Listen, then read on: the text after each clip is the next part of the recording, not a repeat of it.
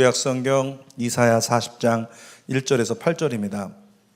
성경과 스크린을 보고 이사야 40장 1절에서 8절 함께 읽겠습니다. 시작. 너희 하나님이 이르시되 너희는 위로하라. 내 백성을 위로하라. 너희는 예루살렘의 마음에 닿도록 말하며 그것에게 외치라. 그 노역의 때가 끝났고 그 죄악이 사함을 받았느니라. 그의 모든 죄로 말미암아 여호와의 손에서 벌을 배나 받았느니라 할지니라 하시니라. 외치는 자의 소리여 이르되 너희는 광야에서 여호와의 길을 예비하라. 사막에서 우리 하나님의 대로를 평탄하게 하라. 골짜기마다 도두어지며 산마다 언덕마다 낮아지며 고르지 아니한 곳이 평탄하게 되며 험한 곳이 평지가 될 것이요 여호와의 영광이 나타나고 모든 육체가 그것을 함께 보리라.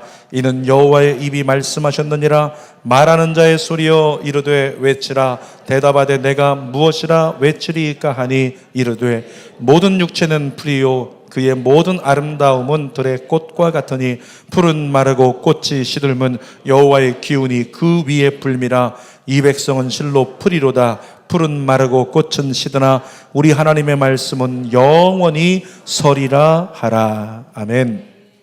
오늘은 이사야 40장 1절에서 8절까지 말씀을 가지고 내 백성을 위로하라 이런 제목으로 하나님 말씀을 나누도록 하겠습니다. 따라합시다. 내 백성을 위로하라. 여러분, 선지자의 역할이 뭐냐면 선지자는 하나님의 백성으로 하여금 하나님의 백성으로 남아있게 하는 사명, 이게 선지자예요. 그러니까 하나님의 백성이 흔들려서 곁길로 가고 있으면 선지자는 외쳐야 됩니다. 경고해야 됩니다. 그리로 가면 죽는다고. 그래서 그리로 가면 심판이 있다고 외쳐야 되는 것, 이것이 선지자의 사명이에요. 근데 선지자는 심판만 외치는 게 아니라 우리 하나님께서 결국에는 구원하시는 하나님 되심을 또 외침으로써 인생들에게 소망과 희망을 심어줘야 되는 것, 이것이 바로 선지자의 역할입니다. 그런 선지자로 가장 확실하게 쓰임받은 사람이 있는데요, 그거 누구냐면 이사야라고 하는 사람이에요.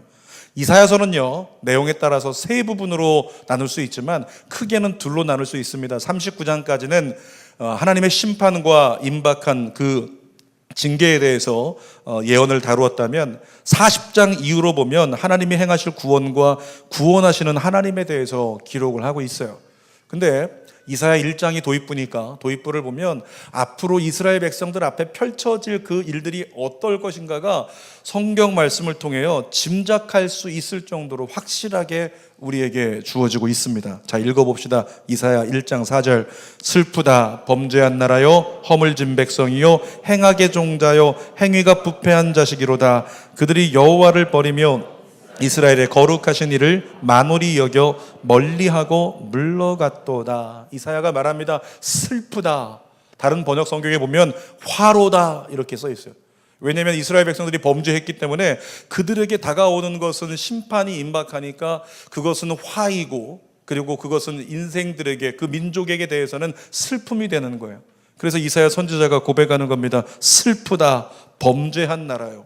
이 범죄한 나라라고 하는 곳에 쓰여진 히브리어가요 하타라고 하는데 군사적인 용어입니다. 활을 쐈는데 이 활이 표적을 빗나가 버렸어요. 그게 바로 하타라고 하는 거예요. 이 범죄라고 하는 게 뭐냐면 표적을 빗나가는 거, 관역이 하나님인데 하나님으로부터 어긋난 것, 빗나가는 것, 하나님을 놓치면 범죄라고 하는 거죠. 여러분에게 묻겠습니다. 이번 주에 하나님 놓치지 않고 잘 사셨나요? 하나님 놓치지 않고 사셨어요?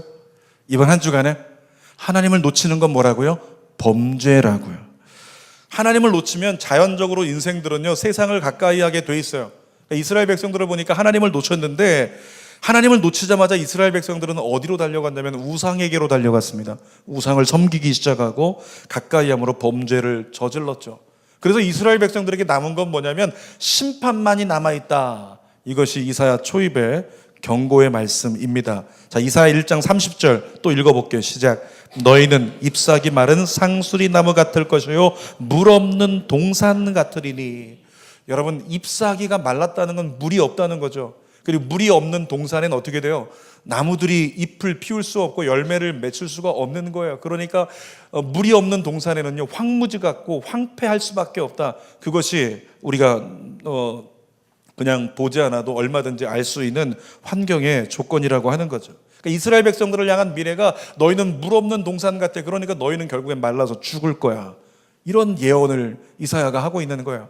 결국에는 어떻게 됐습니까? 이스라엘 백성들이 북이스라엘은 이미 멸망했고 아수르에 의해서 지금 남유다를 향한 예언의 메시지인데 바벨론에 의해서 결국엔 멸망당하게 되는 미래를 경험하게 되더라는 거죠. 여러분, 이스라엘 백성들은 그렇게 끝난 것 같았습니다. 포로기가 40년이 넘어가고 50년이 넘어가면서 이스라엘 백성들은 이렇게 우리 민족은 끝난 거구나, 희망이 없어 보였어요. 그런데 하나님은 보니까 그들을 포기하지 않으셨습니다. 자, 우리 하나님의 마음을 볼게요. 사무엘상 12장 22절 시작.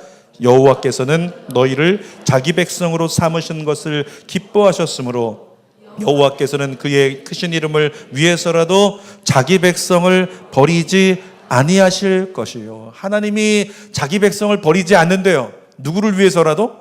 하나님을 위해서라도. 그러니까 우리가 때로는 흔들릴 수 있어요. 우리가 때로는 범죄할 수 있고 무너질 수 있고 약해질 수 있는데, 그럼에도 불구하고 뭐라고요? 우리가 하나님을 놓칠 수 있는데 하나님의 이름을 위해서 하나님이 우리를 그대로 버려두지 않으시겠답니다. 그분이 여러분의 하나님이십니다. 이렇게 택한 백성 이스라엘을 향해서 결의에 찬 고백을 하신 하나님, 그 하나님이 오랜 침묵 가운데요, 이제 이사야의 하반기가 되는 40장부터 하나님의 속내를 드러내십니다. 그 첫 마디가 이렇죠. 이사야 40장 1절 시작. 너희 하나님이 이르시되 너희는 위로하라, 내 백성을 위로하라. 한 번 더 읽어볼까요? 너희 하나님이 이르시되 너희는 위로하라, 내 백성을 위로하라. 2주 전에 나눴던 말씀 기억하시나요? 우리 하나님 어떤 하나님이라고요? 우리 하나님 어떤 하나님? 위로하시는 하나님. 성경에 나오잖아요. 자, 이사야 51장 12절이요. 너희를 위로하는 자는 곧 나이니라. 그래서 나눴던 말씀 기억하시죠? 사람에게 위로받으려고 하지 말고 하나님께 위로받으려고 해라. 이런 말씀들을 나눴어요. 그 하나님께서 이스라엘 백성들을 향하여 이사야에게 고백하게 하시는 거죠. 내 백성을 위로하라. 여러분, 내 백성은 여러분 자신일 수도 있어요. 여러분의 자녀일 수도 있습니다. 배우자일 수도 있고 여러분의 이웃일 수도 있고 옆에 지금 앉아있는 사람일 수도 있어요. 우리 하나님께서 말씀하십니다. 내가 너를 위로한다. 내 백성을 네가 위로하기를 원한다. 자, 어떤 메시지로 위로하라고 하시는지 세 가지를 함께 나눌 텐데, 첫 번째 하나님의 위로의 말씀은 이것입니다. 따라합시다. 연단이 끝났다. 연단이 끝났다. 2절 볼게요. 시작. 너희는 예루살렘의 마음에 닿도록 말하며 그것에게 외치라. 그 노역의 때가 끝났고 그 죄악이 사함을 받았느니라. 그의 모든 죄로 말미암아 여호와의 손에서 벌을 배나 받았느니라 할지니라 하시니라. 뭐가 끝났다고 말씀하세요? 뭐가 끝났다고요? 노역의 때가 끝났대요. 여러분, 이 노역이라고 하는 건 뭘 말할까요? 이스라엘 백성들 바벨론의 포로가 돼가지고 70년 동안 포로기를 보냈는데, 이 포로가 된 사람들은 어땠을까요? 북한에 끌려간 포로들도 얘기를 들어보면 수용소에서 온갖 고문과 고난을 당하잖아요. 그러니까 이스라엘 백성들도 마찬가지죠. 이 대한민국이라고 하는 조선 땅도 일제 식민 통치 아래서 얼마나 슬프고 얼마나 정말 그 아픈 시절을 보냈습니까? 마찬가지죠. 이스라엘 백성들도 포로 70년 동안에요, 얼마나 힘들고 아팠을지 우리는 그냥 생각해 볼 수가 있는 거예요. 근데 하나님 말씀하십니다. 너희 그동안에 노역하느라 힘들었지. 이제 소망을 가져라. 내가 너희를 위로한다. 너희 노역의 때가 끝났다. 노역의 때라고 하는 걸 다른 말로 하면요, 광야라고 할 수 있어요. 이 광야라고 하는 시간은 원치 않는 시간이고 죽음의 시간이고 아픔의 시간인데, 그 광야가 이제 끝났다라고 말씀하시는 것과 똑같아요. 여러분, 이스라엘 백성들에게 왜 광야가 주어졌는지 잘 알고 계시죠? 하나님을 잃어버린 이스라엘 백성들, 애굽만 의존하고 있는 이스라엘 백성들에게 광야에서 다른 것 하나도 도움이 안 되고 하나도 힘이 안 되는 그 환경 속에서 누구만 바라보라고요? 누구만 바라보라고요? 하나님만 바라보라고 그 광야에서 이스라엘 백성들을 훈련하신 거예요. 하나님만 바라볼 수 있도록. 여러분, 그 시간, 세상을 잊고 하나님만 바라보도록 훈련하는 시간, 그것을 요즘 말로 표현하면 연단의 시간이다라고 이야기를 하는 거죠. 지난 2달 동안에 제가 속한 김포지방회 저희 교단에서 3개의 교회가 창립을 했거든요. 그 중에서 한 교회의 목사님은요, 이전에 6년 이상 교회를 잘 세웠어요. 성전까지 건축을 했어요. 성전이 생긴 것이 갤러리 같아요. 너무 멋지게 잘 생겼고 그 뜰은 전부 다 수목이 우거져 가지고 너무 부럽다라고 하는 생각이 드는 성전이에요. 그렇게 교회를 든든히 세워놓은 목사님이 어느 날 갑자기 창립 예배를 드리게 됐어요. 전혀 다른 곳에. 나중에 사연을 들어보니까 교회를 잘 세우고 있었는데 이 목사님이 잘 세워놨던 것을 가족들 가운데 어떻게 해서 이 땅에 대한 권리, 건물에 대한 권리가 있기 때문에 우리 목사님에게 이제 목사님이 좀 떠나셨으면 좋겠다. 누가요? 담임 목사님이 좀 떠나셨으면 좋겠다고 담임 목사님을 떠나가라고 얘기를 하고 있는 거예요. 이 목사님 마음 가운데 그동안 얼마나 피땀 흘리고 기도해가지고 이 교회를 세웠는데 이 교회를 그냥 잘 건축까지 했는데 놔두고 떠나라고 하니까 멘붕이죠. 마음 가운데는 분노가 일었어요. 근데 분노를 삭히기 위해서 한반도를 떠나가지고 어느 한적한 바닷가에 가서 거기서 낚시만 한 달 동안 이렇게 하면서 그 마음을 삭히느라 고통스러워하는 이 목사님의 그 시간이 있었다는 거죠. 그런데 이 목사님께서 여차여차해서 경기도 김포 하성에다가 다시 교회를 세우시게 됐어요. 그래서 창립 예배 제가 가서 사회를 보고 인도를 했는데 그 목사님께서 마지막 담임 목사 인사하는데요, 나오셔가지고 울기 시작하시더라고요. 너무나 그 많은 만감이 교차했겠죠. 그 가운데 눈물로써 이런 고백을 하셨어요. 그동안의 모든 시간이 연단이었음을 믿습니다.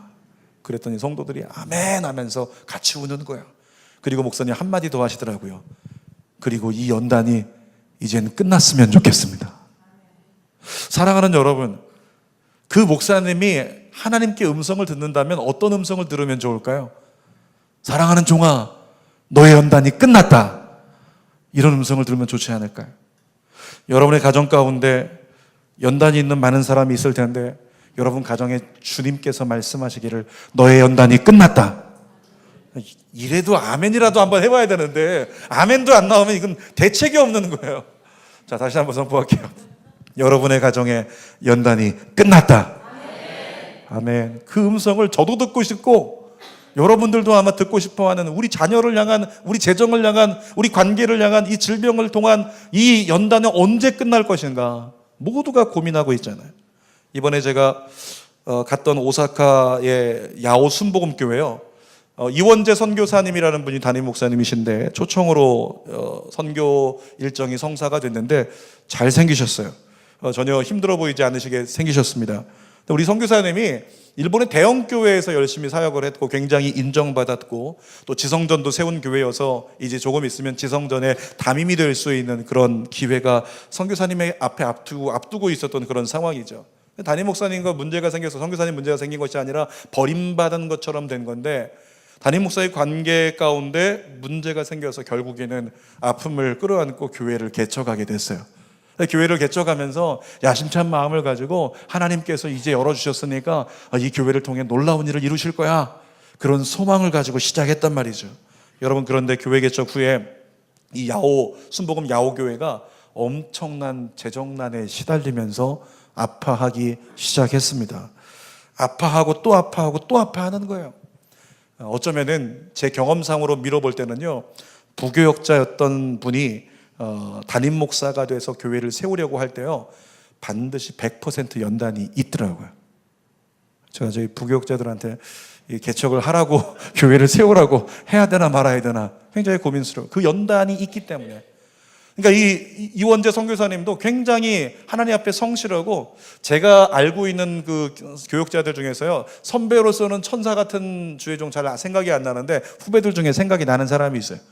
제 오승현 목사님이라는 분이 계신데 이분은 천사 같아요. 근데 이 일본의 순복음 야오교회 이원재 선교사님은요, 그보다 더하다.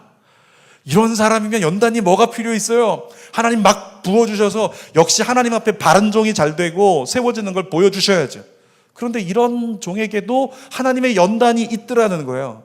그래서 제가 마지막에 오사카 떠나올 때 공항에서 선교사님 손을 지그시 잡고 선교사님께 말씀을 드렸어요. 목사님 와주셔서 감사합니다. 감사합니다. 일본식으로 막 감사합니다. 감사합니다. 인사하시는데 제가 한마디 드렸죠. 선교사님 힘내세요. 지금 어려움 곧 끝날 겁니다. 그랬더니 선교사님 눈에 눈물이 꽉 차가지고 아멘 하면서 씩씩하게 하지만 눈에는 눈물이 꽉 찼어요. 여러분, 사람이 이야기를 해도 곧 이 어려움 끝날 겁니다. 사람이 얘기해도 그분의 마음 가운데 위로가 되더라는 거예요. 그런데 하나님께서 뭐라고요? 하나님께서 너희의 고난 끝났다. 너희의 노역은 끝났다. 연단 끝났어. 광야 끝났어. 이렇게 말씀하신다면 얼마나 큰 위로가 되겠습니까? 제가 이번 선교 여정 중에 이제 교토, 고베까지 이렇게 돌게 됐는데, 교토에 가서 갔던 교회가 교토 순복음교회였어요. 거기 가서 예배를 인도했는데, 예배 후에 성도들을 이렇게 안수기도를 하게 됐어요. 다 나오라 그랬어요. 많지 않지만 앞으로 다 나와서 무릎 꿇으시면 안수기도 해드리겠다고 5명의 일행 목사님들이 다 같이 이제 달려들어서 안수기도 하는 거예요. 그 가운데 제가 기도하던 중에 한 권사님을 위해서 손을 얹고 기도하는데, 그 순간에 하나님께서 방언으로 제가 방언으로 기도를 했는데, 이유가 뭐냐면 이분이 한국인인지 일본인인지 분간이 안 되는 거예요. 그래서 방언으로 기도를 했어요. 혹시라도 일본인일까봐. 방언으로 한참을 기도하는데 하나님이 순간 통변을 주셔서 제가 그분에게 고백해드리는데 아멘 하시더라고요. 보니까 한국인이었어요. 권사님이셨는데 그분께 주셨던 하나님 말씀이 이것이었습니다. 사랑하는 내 딸아, 너의 고생하는 것이 끝났으니 이제 너는 나를 찬양하라. 이런 말씀을 저도 모르게 하나님이 고백하게 하시고 그분이 듣게 하셨는데, 그 순간에 이 권사님이 통곡을 하고 우시는 거예요. 통곡을 하고 우시는데 그것이 아픔의 눈물일까요? 아니죠. 그동안 내가 고생한 걸 하나님이 그렇게 아시고 이 고생이 끝났다고, 그동안 고생했던 거 이제 끝났다, 너 이제 하나님만 찬양해라. 그 고백이 힘이 되고 위로가 되니까 그렇게 눈물 흘리면서 나중에 쫓아나오셔서 손 붙잡고 목사님 기도해 주셔서 감사하다고. 저는 그 기도를 제가 한지도 금방 잊어버리고 다른 분들 기도해 드렸는데, 그렇게 말씀하시면서 얼굴이 환해져 있는 권사님을 보았어요. 사랑하는 여러분, 예배 가운데 나와 있는 여러분을 하나님이 위로하기를 원하십니다. 지금은 비록 연단의 과정을 겪고 있을지라도 장차 그 연단이 끝났다고 선언하시는 하나님의 음성을 여러분들도 듣게 될 줄 믿습니다. 그러므로 그때까지 오늘 이 악물고 잘 견디고 버텨낼 수 있는 여러분이 되시길 축복합니다. 자, 이스라엘 백성들을 위로하라고 주시는 두 번째 말씀이 있는데, 죄사함을 받았다라고 말씀하세요. 2절 다시 읽어볼까요? 시작. 너희는 예루살렘에 마음에 닿도록 말하며 그것에게 외치라. 그 노역의 때가 끝났고 그 죄악이 사함을 받았느니라. 그 모든 죄로 말미암아 여호와의 손에서 벌을 배나 받았느니라 할지니라. 여러분, 북이스라엘과 남유다, 이스라엘 백성들이 총체적으로 멸망당한 이유가 뭘까요? 이스라엘 백성들 이제까지 역사를 보면요, 강력한 군대가 쫓아와도, 때로는 엄청난 100배 이상의 크기의 군대가 쫓아와도 하나님과 함께 어떻게 됐다? 전쟁을 이겼어요. 그게 이스라엘 백성들의 저력이에요. 지지 않아요. 하나님 허락하시면 이기는 거예요. 그러니까 이 바벨론과 아수르가 엄청나게 강력한 군대여서 그들에게 패한 게 아니고, 무엇 때문에 패했다? 이스라엘 백성들이 하나님 앞에 범죄했기 때문에. 그러니까 하나님 앞에 이스라엘이 영적으로 타락했기 때문에, 그래서 버림을 받고 그래서 멸망당하게 된 안타까운 역사가 있다는 거죠. 하나님은 그들이 죄의 대가를 톡톡히 치르도록 70년 동안이나 그들을 바벨론의 포로가 되어 있게 만드셨어요. 그런데 그 기간이 다 지날 때 하나님 말씀하십니다. 이제 너희 죄값 다 치렀다. 그만하면 다 치른 거야. 이제 너희에게 자유와 해방을 주리라. 여러분, 이것이 이사야를 통해서 예언하신 말씀이고 바로 이루어지지 않았지만 고레스 왕 때 포로 귀환하면서 이 예언의 성취가 이루어지는 걸 경험하게 됐다는 거죠. 사랑하는 여러분, 이스라엘 백성들이 영적으로 타락해서 범죄한 범죄자 취급을 받고 포로에 끌려갔을 때 그들에게 가장 큰 아픔은 무엇이었을까요? 우리가 하나님 백성인데 하나님 백성이 죄인 취급받는 거. 근데 이 죄인됨을 어떻게 할 것인가, 가장 큰 아픔이었을 것이라는 거죠. 그런데 하나님께서 말씀하십니다. 너의 죄가 이제 사함 받았다. 인간은 죄로 말미암아 심판받아야 될 존재였습니다. 그런데 예수님께서 우리를 위해서 십자가에서 대신 못 박혀 죽으셨을 때 우리에게 일어난 변화는 대단히 특별했죠. 여러분, 우리 이름이 예수 믿기 전에는 어디에 호적되어 있었냐면 우리 이름이 마귀의 자녀로서 호적되어 있었던 거예요. 그러니까 죄로 말미암아 우리는 자연적으로 죽을 수밖에 없었던 그런 존재인데, 예수를 믿자마자 어떤 변화가 일어났어요? 예수를 믿자마자, 예수를 구주로 시인하자마자 그 순간에 나의 인생이 엄청나게 달라지고 거룩해진 건 아닌데, 내 이름이 세상에 내 호적에서 가족관계 증명에 누가 호주가 되어 있다? 하나님이 호주가 되어 있는 거예요. 하나님의 호주가 되어서 더 이상 심판이 없는 거예요. 그런 놀라운 역사가 예수 그리스도를 구주로 영접한 우리들에게 거듭남과 함께 죄인됨이 사라지고 그 순간부터 의인됨으로 인정받아서 의인이 되어 구원에 이르게 되는 놀라운 축복을 누리게 되었다는 거죠. 여러분, 그리스도인에게 가장 중요한 가치는 죄사함의 결과인 구원인 줄 믿습니다. 아무리 성숙한 인간도요, 어제도 저희 딸이 연탄 나르기 봉사하고 왔는데 아무리 선한 일을 하고 아무리 성숙할지라도 하나님을 온전히 예수 그리스도를 믿지 않으면 죄의 문제를 해결하지 못하면 지옥행을 면할 수가 없는 거예요. 그런데 아무리 부족할지라도 하나님 믿고 의지하면 죄사함을 통해서 본질이 새로워지는 은혜를 우리가 경험하게 된다는 것, 여러분, 이것이 은혜가 아니겠습니까? 죄사함을 받았을 때요, 또 하나 놀라운 일이 일어나는데, 죄가 있을 때는 하나님이 가까이 오시지 않아요. 그런데 죄사함을 받는 즉시 어떤 역사가 일어나냐면 하나님이 우리를 향해 가까이 오신다는 거죠. 자, 1절 말씀 다시 읽어볼까요? 시작. 너희 하나님이 이르시되 너희는 위로하라, 내 백성을 위로하라. 호세아서에 보셨습니까? 이스라엘 백성들이 범죄했을 때 하나님이 호세아를 통해서 아들을 낳고 이름을 뭐라고 지으라고 했어요? 그 아들 중에 하나가 로암미. 암미가 뭐냐면 내 백성. 근데 로는 부정사예요. 그러니까 로암미라고 부르는 건 내 백성이 아니야. 내 백성이 아니야. 이렇게 호세아를 통해서 이스라엘 백성들을 향한 하나님의 마음이 이것이라고, 아픔이라고, 버리는 거라고 외치게 했던 그 하나님. 그러니까 이스라엘 백성들이 범죄했을 때 70년 동안 포로기에 버려졌을 때요, 하나님은 그들을 잠시 동안 버렸던 거예요. 그리고 하나님이 그들을 떠났던 거예요. 더 이상 너희는 내 백성이 아니라고 외면하셨던 거죠. 그런데 지금 1절에 뭐라고 부르고 계세요? 그렇게 1장부터 39장까지 심판에 대해서 예언하신 하나님이 40장부터 다시 한번 이스라엘 백성들을 향해 소망을 주시는데, 이스라엘 백성들을 향해 말씀하십니다. 내 백성, 따라합시다. 나는